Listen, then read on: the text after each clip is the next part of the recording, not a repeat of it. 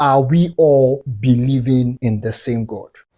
Welcome to AJ Sports with Ezekarel, an apologetics podcast where you grow in the right knowledge, build solid convictions, and be equipped to effectively defend the truths of your faith as a believer.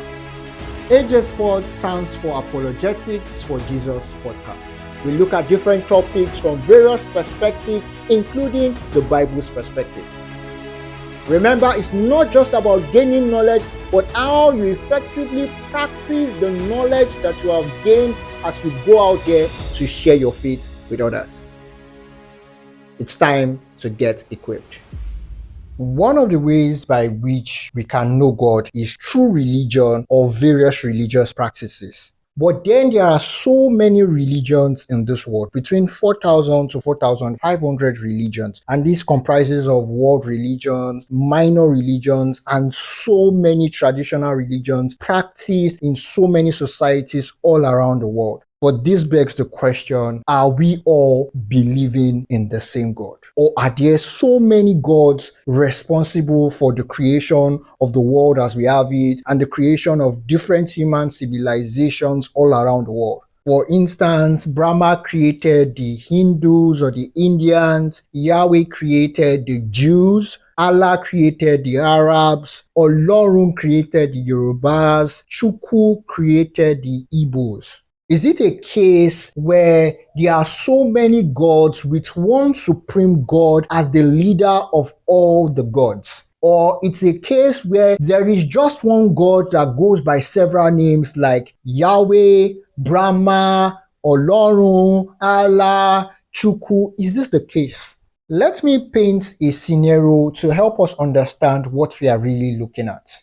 Imagine 5 people were to walk into a hall full of so many people, and each of these 5 people called out the name of somebody that they are looking for in that hall. The first person says, I am looking for Ajayi. The second person says, I am looking for Chukwu. The third person says, I am looking for Ezekarel. The fourth person says, I am looking for Ezekarel. And the fifth person says, I'm also looking for Ezekarel. And then one person steps out and says, yes, you all are looking for me. My names are Ajayi Chukwu Ezekarel. And you that said you're looking for Ezekarel, well, you mispronounced the nickname that I go by, but you're also looking for me. These are all the names that I go by, so anyone is fine. But then there's a twist to this scenario. What if the fifth person says, well, sorry, I know your name is Ezekarel, but I'm not looking for you. I'm looking for another person named Ezekarel. This brings up the question, how do we know the Ezekarel that the fifth person is looking for?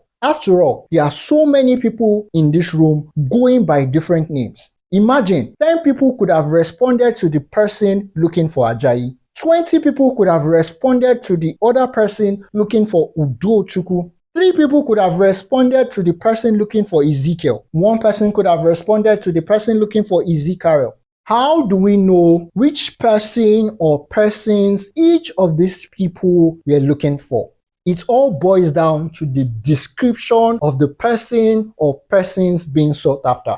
In this scenario, it can be very true that out of these 5 people looking for Ajayi, Chukwu, Ezekarel, 4 of these people are looking for the same person. But this is not just because of the names. It is also because of the description or the knowledge these people have about the person they are looking for. In the case where I've also responded to the third and fifth person, both looking for Ezekarel, the third person acknowledges that I am the one they are looking for, while the fifth person says, I am not the one they are looking for. It is until the fifth person describes who they are looking for that it becomes apparent that I am not the Ezekarel they are looking for. It can be any of the other 2 people bearing Ezekarel in the room. This goes to show that identifying or knowing a person goes beyond the name. How the person is described is also important in identifying or knowing anyone.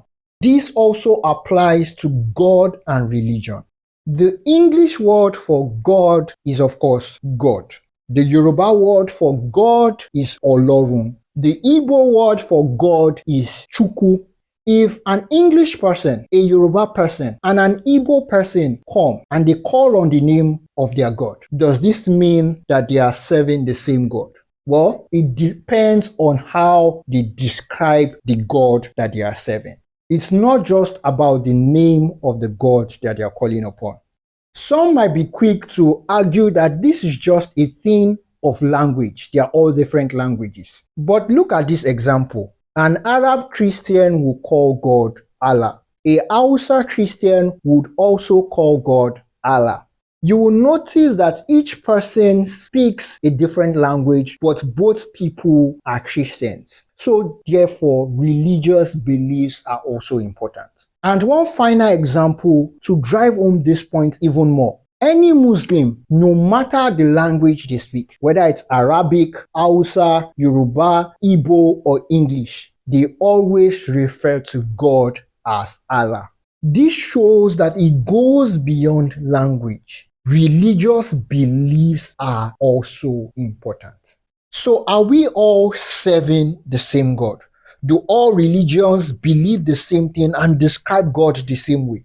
Some people might be quick to answer, yes, we are all serving the same God. And even if our beliefs are different, it is different pathways to the same God. But the problem is this: many of these beliefs contradict one another. Some of these beliefs go out to outrightly say that other beliefs are wrong. Some of these beliefs make unique claims that they are the only true way to God. Some other people might go out to completely say, oh, of course, no, we are not all serving the same God. But then what about Judaism? What about Christianity? Are we not serving the same God? And if we are serving the same God, what is the difference? I thought I was going to respond to the question, are we all serving the same God, by giving the answer yes and no. But I discovered that that would be misleading as well. So instead of giving a general blanket answer to this question, why don't we do a brief overview and look at important ways these different religions describe the God they believe in? So let's start with Christianity. The Christians believe in one God who is personal and relational, and he exists as a triune God, which is God as one being in three persons. That is God the Father, God the Son in the person of Jesus Christ, and the Holy Spirit. The Christians believe that God, the triune God, is the creator of everything and deeply involved in the world. The Christians believe that God desires that all humans know and have a relationship with him. And some important scriptures that we can see from the Christian Bible, we start with the very first place where God was mentioned in the Christian Bible, and that is in Genesis chapter 1, verses 1. And it says, in the beginning, God created the heavens and the earth. And some other important ways the Bible describes God. For instance, in 1 John chapter 4 verses 8, it says, God is love.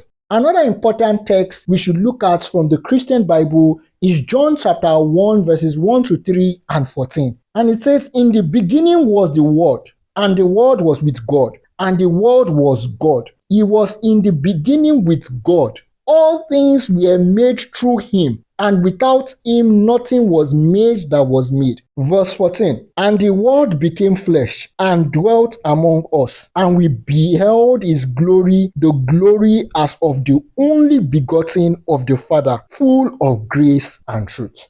The person being referred to in this text is Jesus Christ. And this is just one out of the many scriptures that reveals the divine nature of the person of Jesus Christ as God.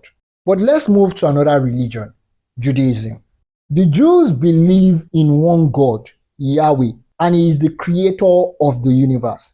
The Jews believe that the way to know God is through the covenant he makes with humans and the laws that he has given to Moses. And then here are some of the character and nature attributed to God in Judaism. God is holy, God is just, God is faithful to his people. And we can read some texts from the Jewish scriptures, which they call the Tanakh, And this is also part of the Christian Bible and is actually the Old Testament in the Christian Bible. So we can see some texts like, "Hear, O Israel, the Lord our God, the Lord is one." And that is found in Deuteronomy chapter 6, verse 4. Another one, which is the first place we actually see God as well in the Jewish scriptures, is Genesis chapter 1, verses 1, which says, "In the beginning, God created the heavens and the earth." But here's the major difference between Judaism and Christianity. The Jews do not believe that Jesus Christ is God. Neither do they accept Jesus as the Messiah they were expecting to come and save them as God, Yahweh, promised in their Tanakh. Now let's move to Islam. The Muslims believe in one God they call Allah, and He is absolutely one. They believe that Allah is all-powerful, is sovereign, and beyond comparison. The Muslims believe that Allah is the creator and sustainer of all things.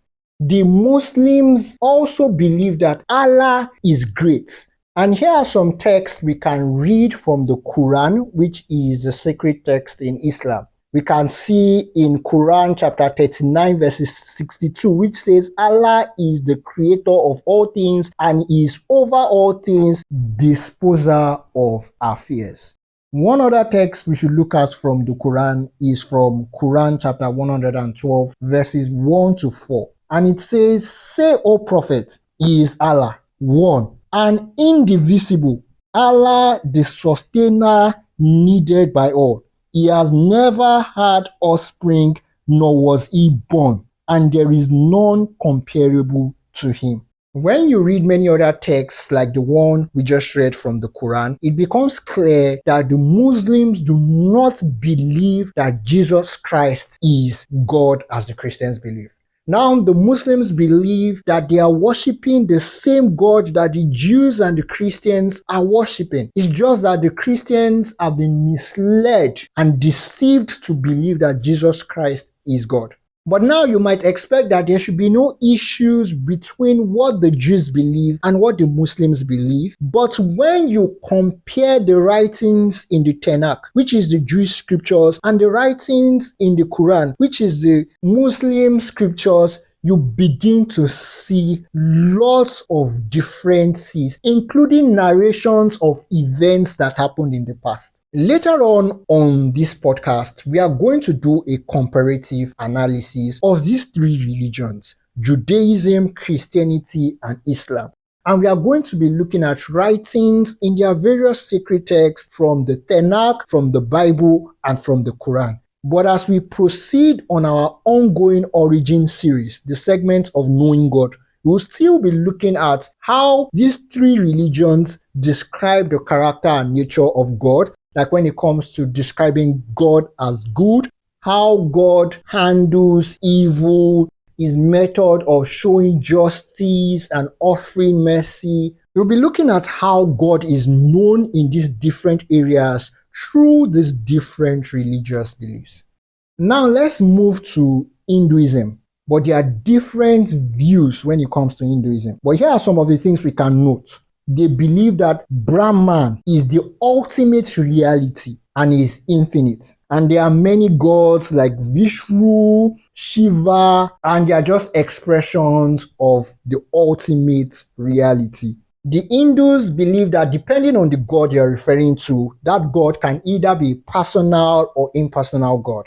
And the Hindus have this belief in 33 core gods and 330 million gods. So it's not like they believe that there are 330 million different individual gods, not at all. Instead, they believe that these are just different manifestations or expressions of the one ultimate reality, which is Brahma. Whether you like it or not, the Hindus also have their sacred text, and one of them is the Bhagavad Gita. And we can see a text in Bhagavad Gita 10 verse 9, and it says, "He is the source of all spiritual and material worlds. everything emanates from him, and this is referring to Brahman. But now let's move to Buddhism. And in Buddhism, there's no central creator God. They don't really believe in a God. Their focus is more on suffering and enlightenment. The goal in Buddhism is not to know or serve a God, but rather to attain enlightenment. Next up, we should look at is indigenous traditional religions. But we can't really look at all of them because there are so many indigenous traditional religions practiced in different societies all around the world. So imagine every nation has this community, this tribe, and they have their religious beliefs and practices. And we can't look at all of them, but are we going to look at any of them? Not at all, because most of these traditional religions are just oral traditions that have been passed down from generation to generation with no text that we can examine to understand their religious beliefs. But even though there are different religious beliefs in these traditional religions, one central recurring belief is that there is a supreme God or a supreme spirit that is over lesser gods, lesser spirits that are in charge of various aspects of nature and human existence. So generally speaking, any of these traditional religions could either be true or false, depending on what they believe. But here's one important thing we should note. 3 of the world's popular religion all claim that they are serving the one and only true God, even though they don't have similar beliefs. So if Christianity is true, it means that Islam is false, and every other religion apart from Judaism is also false. If Islam is true, then Christianity and every other religion and probably Judaism is false. But if Judaism is true, it probably means Christianity is also true, Islam is false, and every other religion is still false. And so we are going to honestly examine these 3 religions claiming to serve the one true God. We are going to look at God in Judaism, in Christianity, and in Islam. And we are not just going to do it generally, but we are going to be looking at different character and nature of this God as described in their sacred text. For instance, we can look at God is love. And we'll look at from the Jewish text, does everything described about God represent God as love? From the Christian Bible, does everything described about God reflect God as love? And from the Quran, does everything described about Allah represent Allah as loving? This is how we would approach it here on our ongoing origin series here on AJ Sports with Ezekiel. So continue with me on our ongoing origin series as we get to know God. Remember, it's not just all about knowing God, but all that we know about God, how does it impact every other aspect of our life? From our identity to how we understand meaning of life, the morality we live by, and what we expect to happen at the end of our lives. Thank you very much for listening to the end of this episode. Remember to like this podcast episode depending on the platform you're listening on. You can also comment depending on the podcast platform you're listening on. You can comment asking questions, making suggestions, adding contributions to what the episode is all about. Remember to also share these episodes with your friends, with your family, share it on your social media status. Thank you very much. I really appreciate and I say God bless you. One final thing, remember to follow me on social media, whether it's on Instagram or TikTok at Ezekiel. Ezekiel is spelled Ezekarel. Ezekarel. I also post additional content there as well that will be a blessing to you. So follow me and I would see you on social media or in my next episode. Thank you.